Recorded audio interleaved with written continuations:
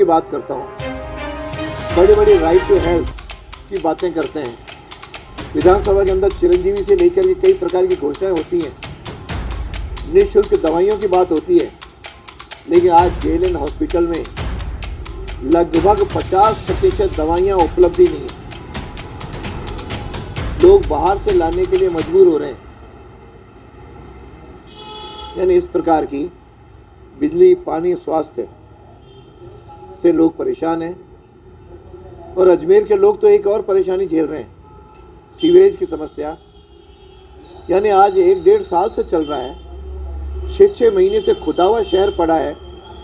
आज पुष्कर रोड और फायसागर रोड बिल्कुल लोग गिर रहे हैं। फायसागर रोड पे सड़क के लिए 11 जनवरी को मैंने उसका सड़क का उद्घाटन किया था। 3.5 महीने बाद भी इंजीनियर लोग इसकी सुध नहीं ले रहे हैं। इसके लिए बार बार पीडब्ल्यूडी और कलेक्टर से मैं गुहार लगा चुका हूँ। गांव के लोग गिर रहे हैं, लेकिन इनके पे किसी तरह का कोई असर नहीं हो रहा है। पुष्कर रोड पे किस तरह से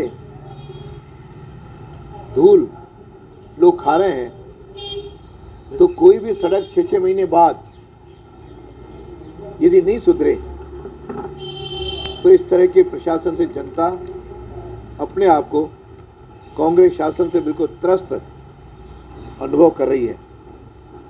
वैसे भी जनता कांग्रेस का मोह भंग हो चुका है, जिसका एक परिणाम कि कांग्रेस ने सदस्यता अभियान शुरू किया था।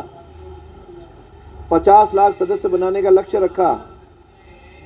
बार बार तारीख बढ़ाने के बावजूद केवल 19 लाख ही बना पाए। यानी एक तरह से लगभग 1/3 यानी जनता ने इनको पूरी तरह से अभी से ही, चुनाव होने में तो 1.5 साल देर है, अभी से इनको नकार दिया है। और नकारने का एक कारण भी है कि कांग्रेस 1.5 साल हो गया अभी तक अपने जिला अध्यक्ष और ब्लॉक अध्यक्ष भी तय नहीं कर पाई है। ऐसी गुटबंदी इनकी चरम सीमा पर है कि निकायों में और राजनीतिक नियुक्तियां तो देना दूर रहा, अपनी संगठनात्मक की नियुक्ति नहीं कर पा रहे हैं। इस प्रकार की बिना संगठन के, और सरकार को तो लगता है जैसे दीमक सा लग गया हो। भ्रष्टाचार की रोज अखबारों में खबरें, ऐसे कोई अखबार नहीं जाता जिस दिन कोई मूलभूत आवश्यकताएं हैं, उसमें राजस्थान सरकार और अजमेर प्रशासन दोनों फेल साबित हुए हैं। आज अजमेर की जनता को पानी 84 घंटे से 96 घंटे के बीच में मिल रहा है। टेल एंड के लोग तो बिल्कुल पानी से त्राही है। एक और गर्मी की मार और दूसरी ओर पानी न मिलना, जिसके कारण से उनका जीवन जीना दूभर हो गया है। जबकि बीसलपुर के अंदर पूरा पानी है, केवल डिस्ट्रीब्यूशन सिस्टम, वितरण प्रणाली गड़बड़ है। कई बार यहाँ के अधिकारियों से, पीएचईडी के अधिकारियों से, कलेक्टर से, डीसी से गुहार लगाने के बावजूद किसी तरह का कोई इसके अंदर सुधार नज़र नहीं आया। रोज़ लोग हमारे घरों पर दुखी हो रहे हैं और परेशान होकर के हम जनप्रतिनिधियों के सामने अपनी बात भी रखते हैं, लेकिन वे गूंगे बहरों की तरह केवल सुना अनसुना कर देते हैं।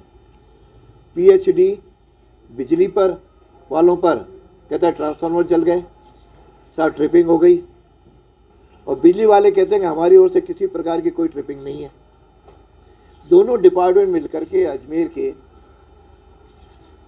7 लाख जनता को परेशान किए हुए हैं।